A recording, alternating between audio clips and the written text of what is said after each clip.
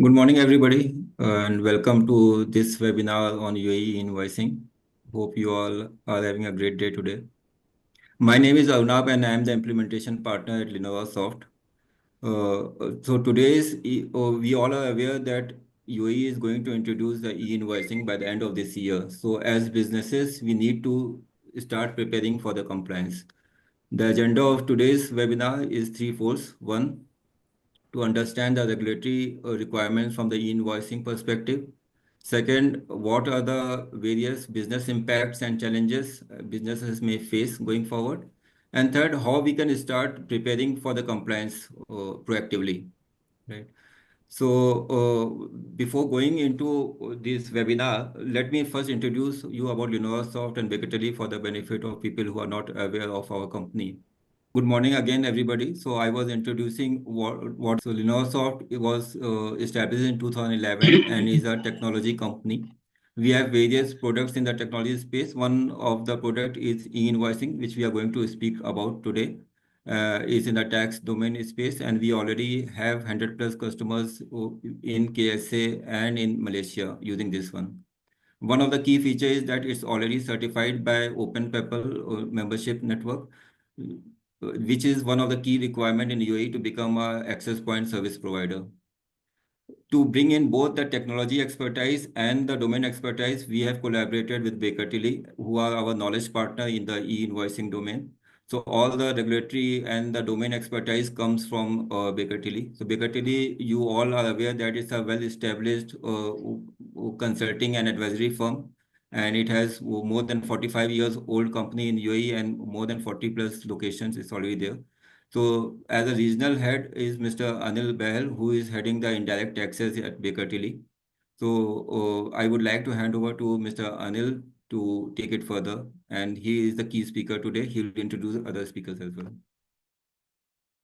Over to you, Mr. Anil.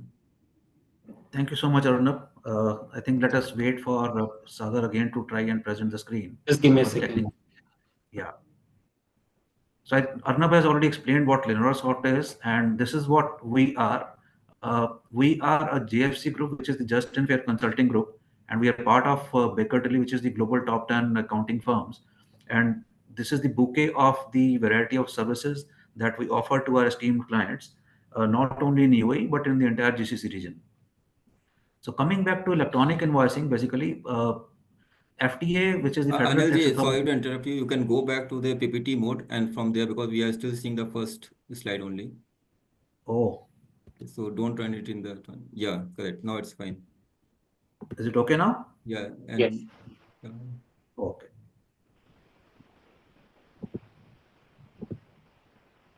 I have lost where it has gone. Yeah.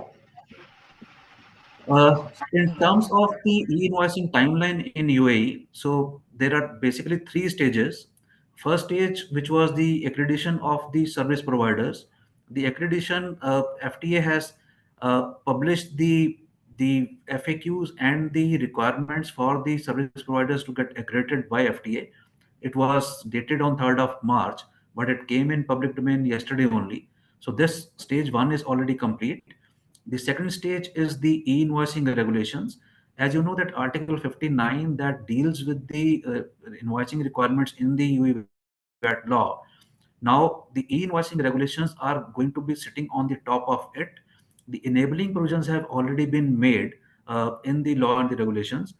The e-invoicing regulations are going to further stipulate under what circumstances, what sort of documentation, what sort of security protocols the businesses will be required to implement before they go live for the e-invoicing in UAE. We expect that the official date so far given by MOF is the 1st of July for the phase one to begin. But we anticipate that in order to test the waters, there could be an pilot phase also in which the selected businesses may be asked by FTA to start the compliance. We anticipate that during this pilot phase, penalties may not be there. However, the large business houses or whichever business segment FTA elects to choose, it might be dependent on the turnover. It might be dependent on the player from each industry segment. So I think in times to come, we will see that who gets selected in the pilot program and the criteria for the companies to get selected under the phase one, which goes live from July 2026.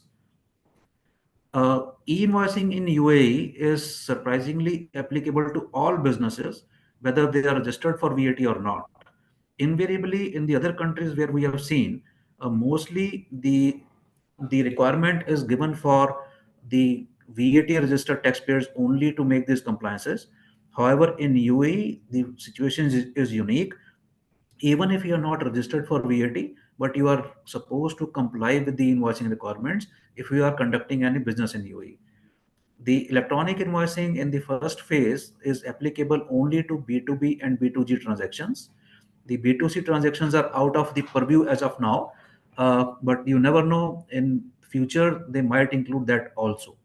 So it makes our implementation decision a bit tricky, whether well, while we go ahead and do the implementation in our ERPs or the changes that we have to look forward to, should we look at it from the lens only from B2B and B2G perspective, or we should keep in mind that tomorrow if the B2C transactions also get covered, what kind of impact in terms of changes it might have. E-invoicing will apply to all tax invoices, the tax invoices for the all taxable supplies, and the commercial invoices for non-taxable supplies, which are basically exempted or out of scope supplies. The UAE's proposed e-invoicing framework is going to be people-based, which is a five-corner model. We'll explain that in the coming slides. And MOF has also proposed that they are going to use the PINT, which is the People International Invoice Data Dictionary. The standard data dictionary of people, when compared to any country specific data dictionary, is more or less the same, with only the specific changes related to that specific country or the jurisdiction. For example, if we have to compare the People's International Data Dictionary with the UAE's specific changes for the data dictionary, you can imagine those can be limited to the currency because the UAE currency is AED. It could be further enhanced by virtue of the Emirates because there's a specific requirements of certain reporting which is based on 7 Emirates. The currency rate could be there. The business structures which have the inflow of free zones and the designated zones will may also have an interplay. So there could be certain specific fields for to I will say address those requirements.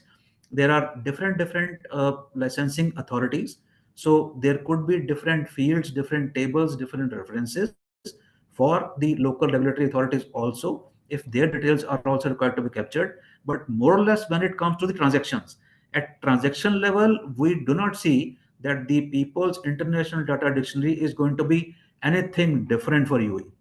So, meaning thereby, even if you have to think about what has to be done, so you have the base already available as we move forward. In terms of how the data dictionary implementation has now, basically, let me help you understand what do we mean by data dictionary. Today, in your tax invoice or any invoice that you issue to your customer, what do? It is the set of fields that gets captured on the invoice, which is visible to the human eye, to the naked human eye. So it could be your name, your address, your TRN number, your contact number, your email, your customer's address, his name, his address, his PIN code, country, zip code, city, blah, blah, blah, all those 9 yards. Then it comes down to the additional information in terms of sales order or the purchase order or the delivery note, the shipment details, airway bill or the lorry receipt. Those details can be there. What has been supplied in terms of goods, it could be the description of goods, the quantity, the rate, the weight, the unit of measurement, the unit price, overall price, if discounts are there, any free supplies are there. So and what is the amount of VAT, whether it's standard rated, zero rated, or it's an exempt. In terms of all the details that you capture on the invoice, if you tabulate it, so you might land up with say 40 50 fields. That is what precisely is called a data dictionary. So when it comes to the structured form of data dictionary, if each and every field schematic is defined and everybody is required to use the same schematic for that specific field, that is what becomes a structured data dictionary. So, in plain and simple words, the global people data dictionary, when compared to US data dictionary, 95 to 97% is going to be exactly the same. There are going to be certain shared rules and the aligned rules, and then is going to be the code list, meaning thereby in terms of giving the structure to the fields which are required for electronic invoicing, we expect that the FTA or the MOF is going to publish these rules also in terms of how these rules are required to be implemented. Let me help you understand what is the people's five corner model. Basically, there are five parties involved in the exchange and approval of the invoice, transmission of the invoice. Supplier, that is you. Suppose when you are making the supply of any goods and services, so you are the supplier, you are called the corner one. You, as a supplier, instead of sending the invoice, will send the fields of the invoice or data of a particular invoice to corner 2. By corner 2 we mean this is a third party, which is the accredited service provider, the supplier. That means you are going to send the data fields of a particular invoice to your ASP. Your ASP will run the validations as per the data dictionary and the standard rules and invoicing regulation requirements.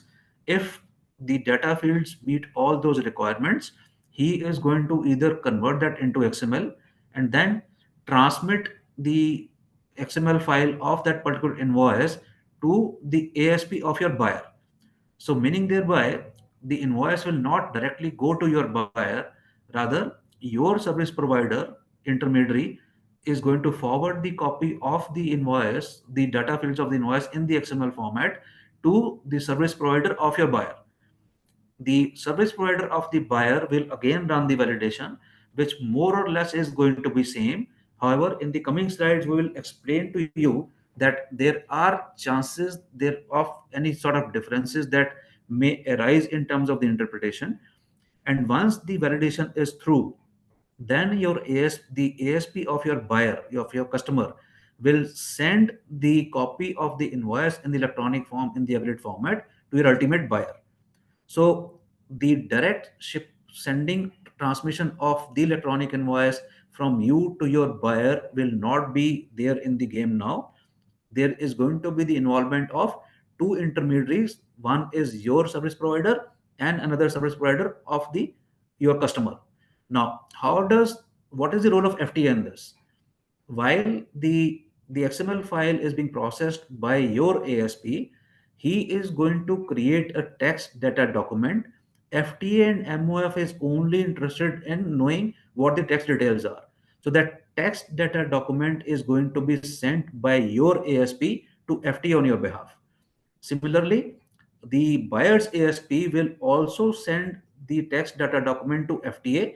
That is where the matching will happen and the entire process flow will be complete.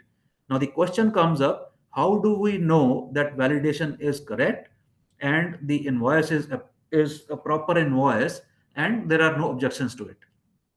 That specific aspect is going to be handled through the message level status. So there are going to be positive and negative message level statuses. Uh, the message level status is going to be generated by the receiver. So in the first instance, when your ASP sends the XML file to the ASP of your buyer, so that is what is called an exchange message, exchange MLS, because here the data of that invoice is being exchanged. So if there are no errors, the ASP of your buyer, the intermediary of your buyer, will send a positive MLS back to your ASP. At the same time, when the text data document is being shared with FTA by your intermediary, your ASP, so FTA is going to again provide you your ASP with the positive MLS, which is the reporting, meaning thereby, yes, the text data document of that specific invoice stands reported to FTA. So that's the confirmation of it. In case if there are any errors, if if they happen at all, then that MLS will be a negative MLS. So all the positive MLSs for the exchange meaning thereby exchange between your ASP and the ASP of the buyer, and the reporting MLS, which is the FTA. So the messaging back from the FTA Positive means everything is fine, nothing more is required to be done. Negative means you need to make the corrections and again create the document and then send it to FTA. Yeah, one more thing. Your your ASP is going to forward you those positive or the negative positive MLS received from FTA and from the ASP of your buyer to you as a confirmation, which you are supposed to keep in your records as a confirmation that the transmission of the electronic invoice is absolutely fine, because here are the positive MLS, which is the kind of acknowledgement. Similarly, the your ASP, in case when you step into the shoes of a buyer, that means when your supplier makes a supply to you, so your same ASP will give you the MLS received from FTA as well as the positive MLS which he has given to the ASP of your supplier. So at the capacity of the buyer, you will be maintaining the MLS. Also in the capacity of the supplier, you will be maintaining those positive MLS. Tomorrow, if anybody wants to audit, FT wants to audit, so those positive MLS will be an acknowledgement of a successful transmission of the invoice and the receipt of the invoice. uh, I am sure you all of you must have gone through the data dictionary document which was published by MOF for public consultation, which closed on 27th of February, in which they have given the two examples. One is for the tax invoice, and another one is for the commercial invoice, wherein they have specified that there are about 15 or 16 fields which are there in the electronic invoice. However, they are not part of the VAT regulations as of now. So we would like to draw your kind attention here that please don't go by those 15 or 16. What you see highlighted in the red boxes are also the field elements which are not currently part of the UE VAT regulations. So in a way, this is the only gist which we have captured. It is not limited to 16. If you look at invoice date, you will say, what are you saying? Invoice date is already part of the UE VAT regulations now. However, if you look at the format, unless your format confirms to YYYY dash MM dash DD, only then this is compliant with the e-invoicing data dictionary requirements. If your date format is say DDMMYY, you'll get a failure. That is why this field is also important to be seen in terms of a change. Then there is invoice type code. There is no invoice type code which has been defined in the UE VAT regulations. The invoice currency code, the tax currency is AD, everybody knows about it. But when it comes to the code, there's no codification requirement which has been defined in the UE VAT regulations. So please don't go simply by what has been published by MOF. Try to understand it technically, that when it comes to the implementation, so there is more which is going to meet the eye basically. Similar things are there in case of commercial invoice also, similar fields. So it is not limited to 16, it is more than that. And not to miss over here, there is a talk about introduction of HSN and SSE codes. SSE stands for service accounting codes, meaning by if you are providing or receiving any services, so depending on the nature of services, we expect the codification and the generalization of those service categories, which are going to be akin to the HSN codes for goods. So think about it now, just visualize in your businesses. If today you're not capturing the HSN code or not putting the HSN code on the invoice for your local supplies, I'm not talking of the imports. In import globally, it is absolutely mandatory. In exports also, it is absolutely mandatory. However, in case of your local supplies, if you're not doing it, and imagine if you are a retailer or if you are a healthcare service provider or any person who is dealing in large number of SKUs, how are you able to deal with it? That means your interpretation has to be absolutely in sync with the global HSN codes or the HSN codes adopted by UAE in particular. It's a Herculean task. Similarly, with the convergence of technology, where the hardware and the services, the tangible and intangibles are getting mixed, they are getting synchronized. So even in order to determine what appropriate service code will be applied to the description of services or the nature of services which you are going to provide or receive, is also going to be challenged. So the 16 is not limited to 16. HSN and SSE is going to put the maximum burden on each and every business in terms of determination and upgrading, or I would say upscaling your ERPs in terms of interpretation and understanding. The journey will pass through the people five corner model journey is going to pass through these checkpoints. The pinned specifications or the data dictionary we expect will have more than 300 fields. In KSA, for your benefit, the fields were limited to 150 only. However, in UAE, these fields are going to be 300 with a mixture of mandatory fields, optional fields, and the conditional fields. The conditional fields will take the form and shape of mandatory fields if they apply to your business, to your supplies. Second, there are going to be reportable fields to FTA, which are going to be 130 fields, depending on the scenario, inclusive of mandatory and conditional fields per se. Optional fields are always up to you. If you're electing it, it is also going to get reported. On the human readable format, there are overall 70 plus mandatory fields, 80 plus conditional fields, and approximately 150 optional fields, and approximately 100 plus fields would be required to be visible on the standard tax invoice. So you can visualize from 50, we are reaching to 100, depending on a specific scenario where the requirement of visibility of those fields becomes mandatory. When it comes to the rules, the shared rules will have approximately 160 plus rules, and the aligned rules will have around 100 plus rules. When it comes to the codes, the codification will have more than 2,800 codes that is expected. That is where the businesses need to make a decision and align your ERPs in accordance with these shared rules, vis-a-vis the codes also. In case if it is not possible, then the walkthroughs or the intermediary interfaces are required to be looked into in terms of exploration. The document versions, MOF has specified 16 document versions, out of which they have already given the examples for 14 documents.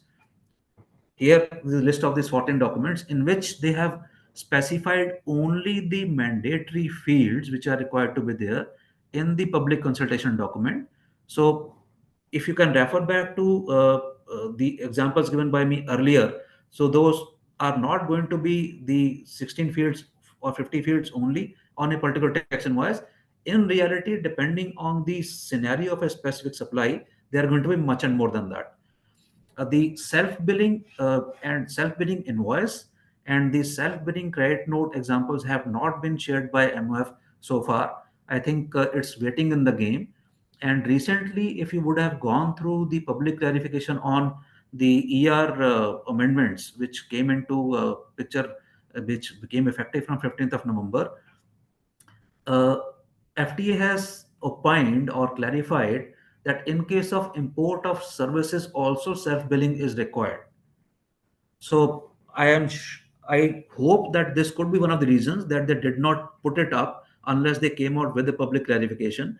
So self-billing is not going to be limited only for the cases where it is mandated in the law, whereby you can do the billing on the behalf of your suppliers also. However, we are forcing with this clarification now that self-billing may become a hard reality even for the cases where you are dealing with the import of services, where you are accounting for VAT under reverse charge mechanism. Now, there are certain, this is just a points to ponder. The list could be very long. We can spend endless nights debating on each and every scenario. However, for the benefit of the businesses, we have attempted to create a gist of certain points, which basically is, say, prepayment invoice.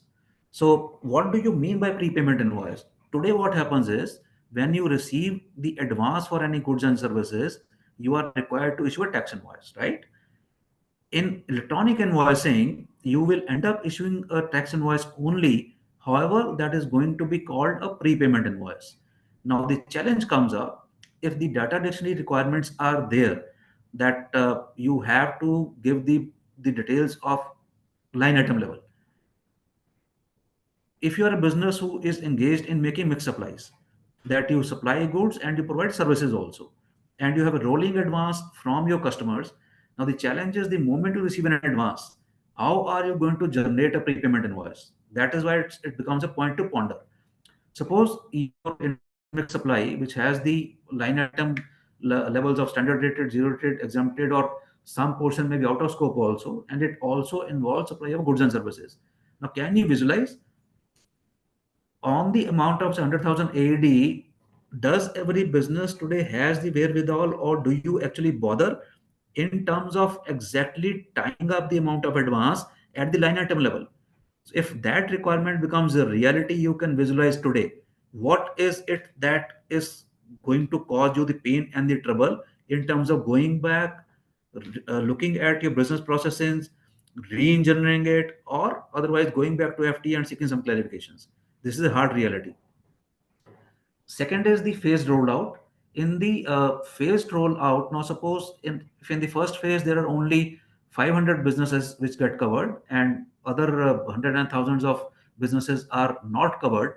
So since it is a five corner model where the corner three, which is the intermediary or the ASP of the buyer, plays a critical role, if that is missing, what is going to happen to the MLS? How do you authenticate? From where are you going to get the positive MLS of exchange, right? In terms of proving it in the future times to come in. So identification of corner four, whether covered in a particular phase, which basically is corner three, and the invoice authentication, we have to think through it. How do we overcome these challenges? The with the no corner three for the businesses which are not part of a particular phase will take the form and shape of exports, because in case of exports we understand that there is going to be a dummy endpoint, which is the corner three, which is going to be provided. Now whether that dummy endpoint will be in a position to provide you with the positive or negative MLSs or not is something which is to be seen in the invoicing regulations. So this is also one point that you should be considering when you have to go about the implementation. Next point is the invoice file size. So what could be the permitted line items on a particular XML file of the specific invoice? Let's take the example of financial services or logistics or e-commerce, where you have hundreds and thousands of transactions with the same customer during a particular month. Why I'm saying so particular month? I'm taking the example because under electronic invoicing and the enabling provisions are there that you can issue a summary invoice to the same customer if you have multiple transactions with that customer during a particular month. Now, suppose if there are 100,000 line items, let's take example of a courier company, a logistic company. For a corporate customer at different locations, they have more than 100,000 line items. Can you visualize that the XML file will have those 100,000 line items and it will be easy to transmit? So this is something which you have to keep in mind. In KSA, the file limit was, if I'm not mistaken, was 5 MB. So let's see. Normally, I think in Malaysia it is 10 MB, but within the Peppol network it can get extended up to 100 MB. Let's see what finally comes in UAE. HSN codes and the SSC codes, determination of each and every supply. You can just close your eyes and visualize now itself.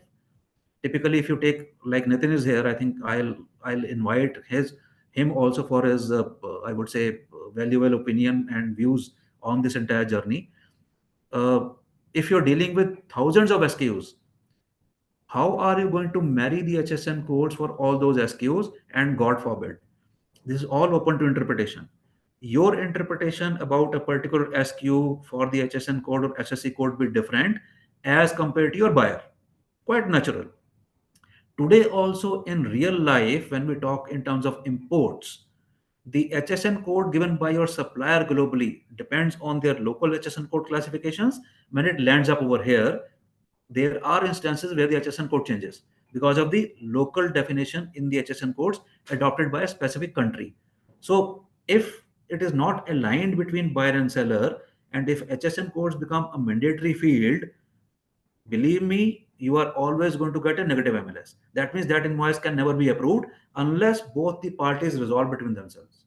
So these are the kind of practical challenges which can cause a business disruption also. So that is why we thought that this is an extremely important point to ponder upon. Similarly, identification of AGS. What I mean by AGS here is the e-invoicing generation solution or system or a billing system. Now, what happens is, the invoices are generated by the billing systems. Those billing systems can be your individual point of sales machine. It could be a specific billing ERP, or it could be your ERP itself, or it could be a mixture depending on the businesses. Now, suppose if a business has multiple divisions, and those multiple divisions, in order to run their own business, use multiple ERPs or multiple POS. So that is where also it is going to be challenging for the ASP also to understand and to know that which EGS in particular is communicating with them in terms of exchange of data, and to which EGS he is supposed to transmit that particular invoice in the capacity of a buyer, and what are the kind of security control features which are going to be there. We come to the industry specific unique situations, the split payments by insured and insurer. Let's take example of healthcare or a general insurance.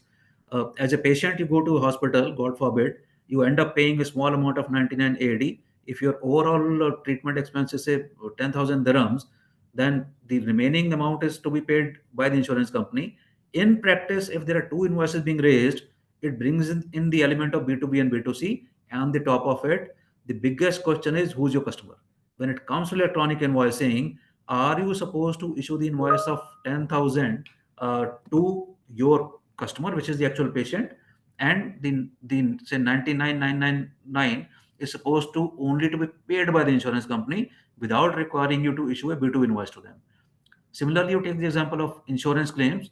God forbid, if you get in, if your vehicle gets damaged in an accident, you again end up paying only the agreed amount to the insurance company.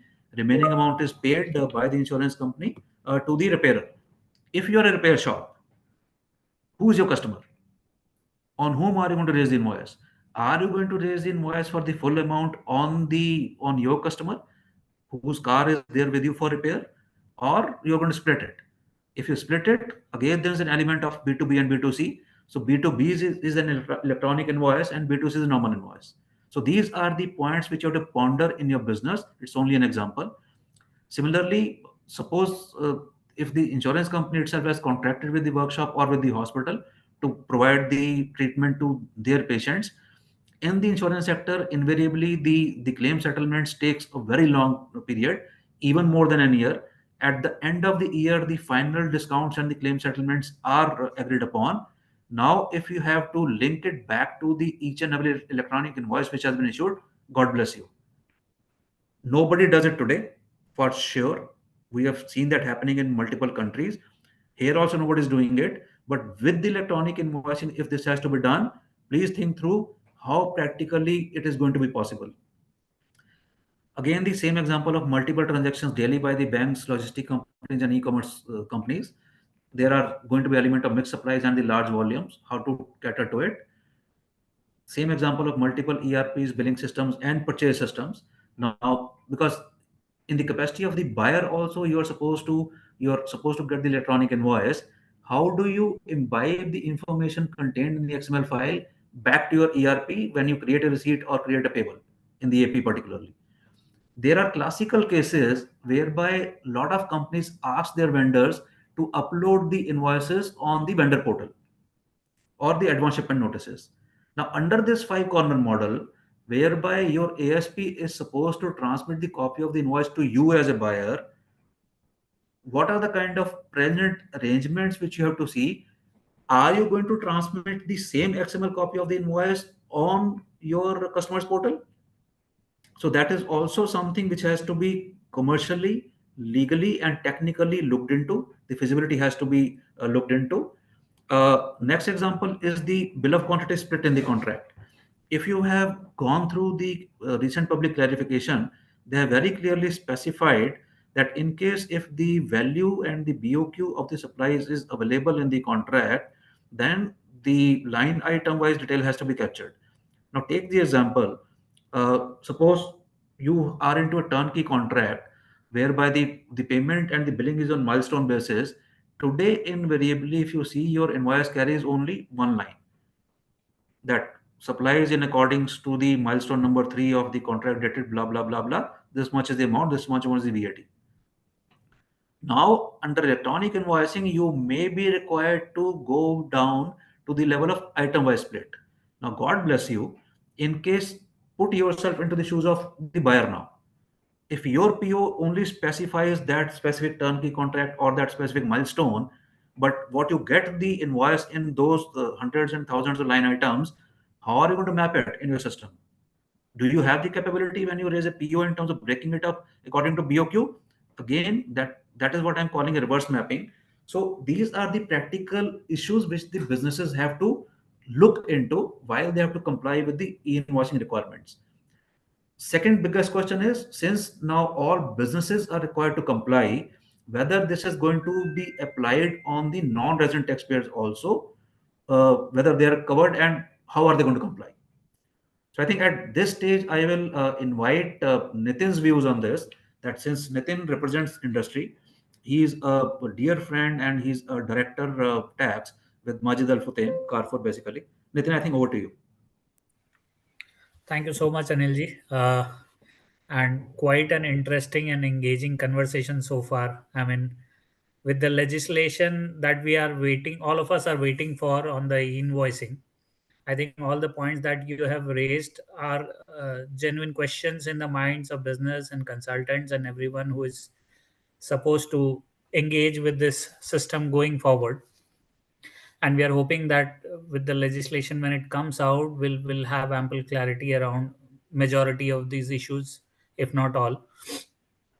So I mean, in my personal opinion about and the study that I've done myself on the public consultation document and the data dictionary, the mandatory fields, all of what was published in the public consultation document, I think there's significant work to be done by businesses for the preparation of this e-invoicing go live. The expected go live, as we understand it right now, is July 2026, and the FTA will be clarifying which businesses this will apply to. Be the ones who will be going live and understanding what will be the requirements under the legislation. First of all, how do those requirements apply to our respective businesses? What the current state of our IT systems and our data is in terms of being prepared for meeting those requirements. And as you rightly highlighted, specific use cases where the e-invoicing change might trigger challenges in terms of requirement of process changes, or in terms of requirements of ERP changes or collaboration with ASPs beyond invoice delivery functionalities, to eventually ensure that the compliance part is taken care of. Now, I mean, a few other points that we have been thinking around is also that the e-invoicing regulations are extending well beyond the VAT regulations. Now, under VAT, there are many transactions which right now we are not required to report and ensure compliance on in terms of documentation and all of that. So out of scope supplies, exempt supplies, all of those are out of the purview of compliance right now in a way. With e-invoicing, if all these kind of transactions are coming into the picture of reportable transactions, then those are the areas where we'll need to make sure that we are taking care of the data points and requirements in terms of those particular type of transactions. Second is, of course, some of the areas where, I mean, for example, self-billing, where uh, there could be admin exceptions that some businesses have obtained, and other areas of invoicing where there could be admin exceptions. So how will those admin exceptions will be dealt with when invoicing goes live? Will they still continue to apply, or I mean, admin exceptions will apply only for VAT compliance, and then for e-invoicing they will be not applicable?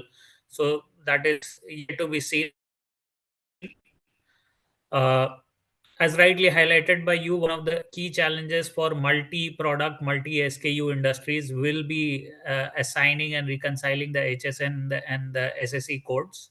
Uh, Once the go live happens, definitely the initial months could be difficult in terms of mapping and reconciling them in between business partners as well. I mean, as you highlighted, the key challenges in case, especially in case of imports where there could be differences in the HSN values.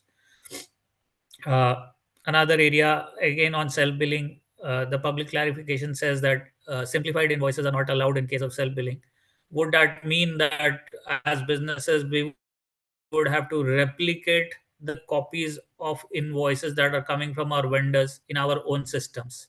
Would that mean we have to replicate master data for our vendors in our own systems, line level informations, tax rates, all of that? So, I mean, but I believe that a lot of those things should eventually be clarified based on the invoicing legislation. The FTA has been very, very proactive in terms of taking the industry feedback before they are releasing the legislation, and that I believe is a very positive step in this regard.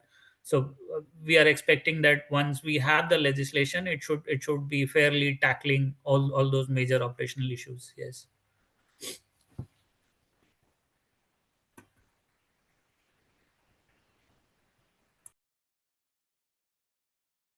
Anilji, you're on mute.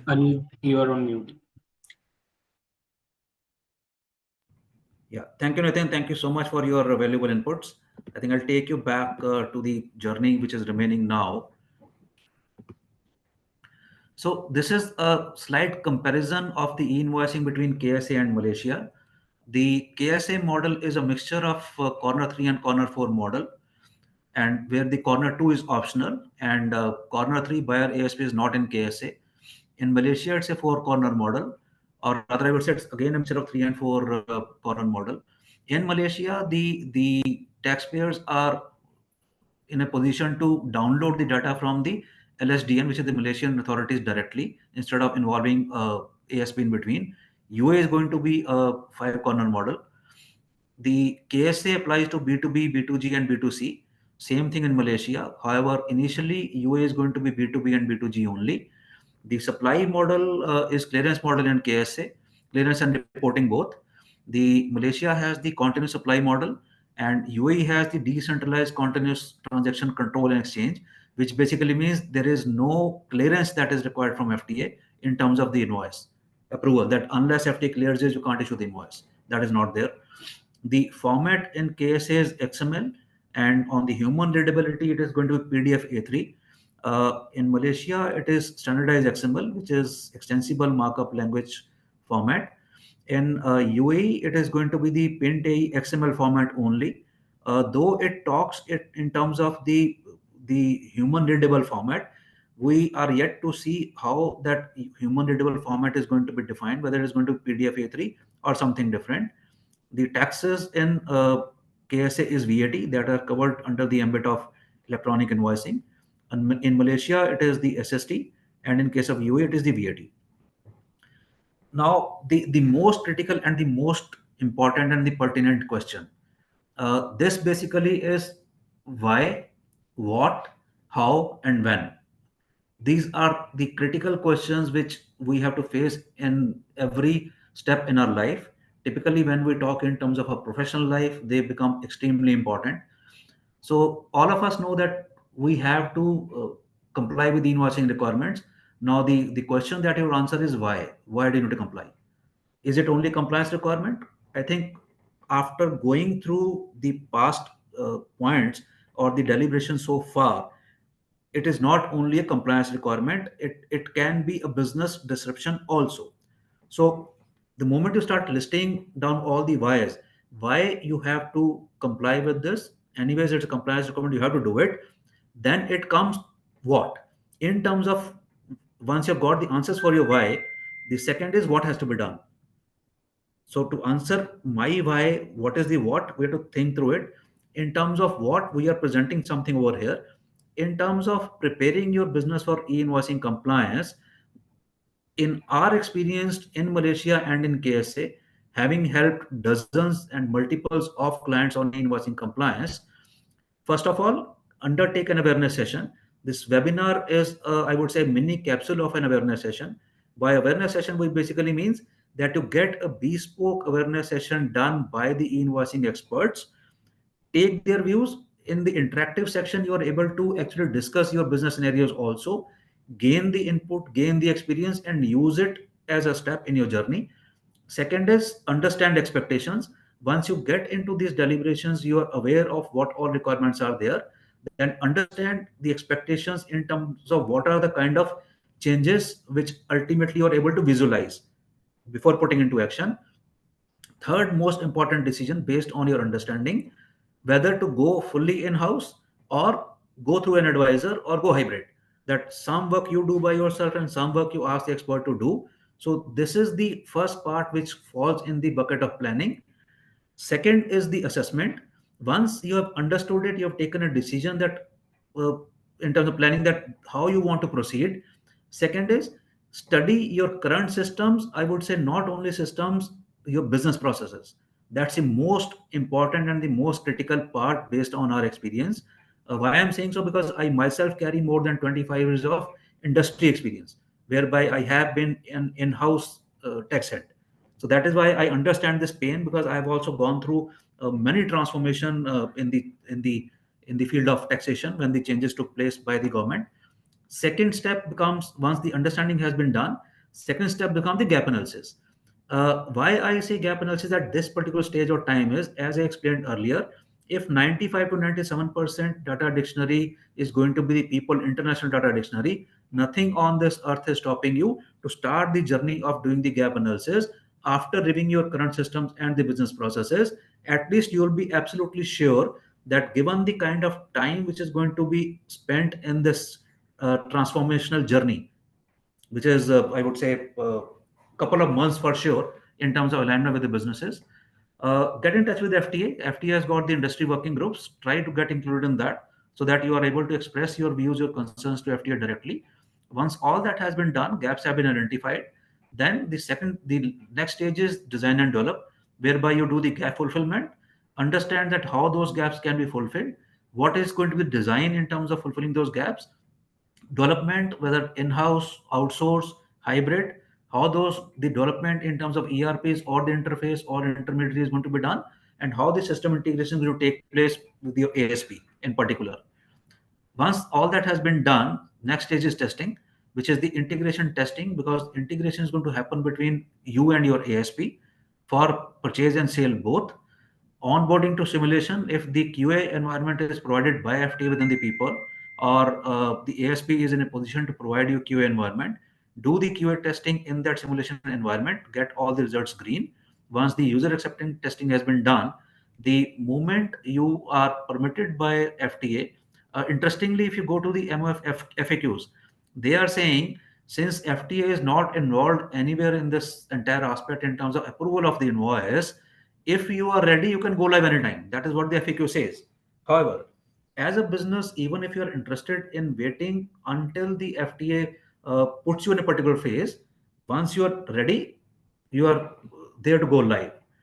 Now, if I give a reference why I put up the bar immediate below, the majority of the time which based on our experience goes into these specific aspects, this can range anywhere between 1 month to 6 months, because it depends on the volume of transactions, complexity of transactions, various stakeholders, and the arguments for and against in terms of whether this is the right approach or that is the right approach.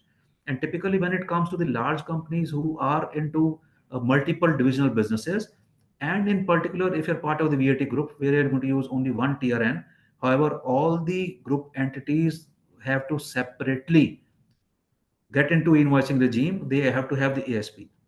So that is why when it comes to the group level initiative dealing with multiple stakeholders, because everybody has to speak the same language, your single TRN is going to be used in case of group registration. This is going to become an additional challenge. That is why, in our view, the journey for the planning and the gap assessment must begin now. Now is the time. If you look at the blue box below, the reasons for the immediate starting is all business transactions are covered, including the out of scope and exempted also, except B2C for the time being. Multiple business processes are going to get impacted. Information gathering and updating the database. Now suppose I've given the examples of HSN code or the items, the SSEs, the descriptions. Now even for the purpose of getting the names and addresses correctly in the form and shape required by the data dictionary for your customers and your suppliers is also upgrading the legacy information basically, and ensuring that what you get in future comes correctly. Multiple ERPs, billing systems, how to integrate the system upgrades. If you are already planning for a system upgrade or a migration, how you deal with it? Is it the right time to do the gap assessment now and bring in all those aspects into the upgradation or the migration, or you want to complete the migration say by September, October, and then you start the journey of gap analysis? So that's a business decision. Similarly, there are multiple stakeholders and the change management, as I just explained. In case of group companies or within a large company, when there are different departments, different divisions dealing with the specific element of the data for electronic invoicing, it becomes extremely important to start the journey now. In any case, you have to get the gap assessment done. You do it today or you do it tomorrow. If you start now, if you start early, you will always be having the benefit of understanding the impact on the business, re-engineering your business processes, alignment, and arriving at a decision, and even seeking clarification from FTA in case of a hardship or a difficulty. So this is our team. I think we I have already surpassed the time, but we'll be more than happy to take a couple of questions, and we'll be more than happy to provide the answers to it. Over to you, all the respected participants. Thank you, Anilji, and thank you, Nitinji. Please feel free to put your question in the chat or Q&A, and we'll be happy. We'll wait for 5 minutes. Alternatively, you can also send an email to us with your questions, and we'll be answering it in due course.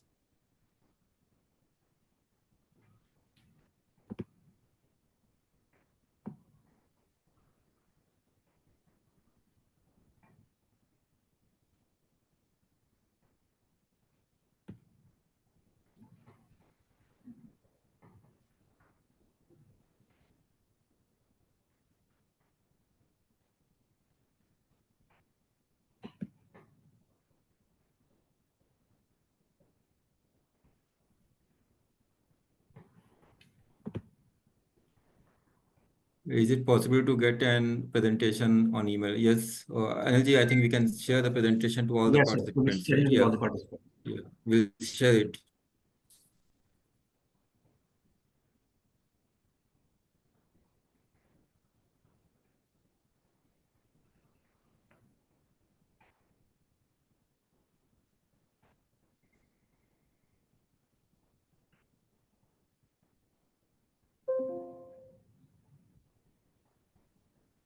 I never thought that I'm so impressive that there are no questions.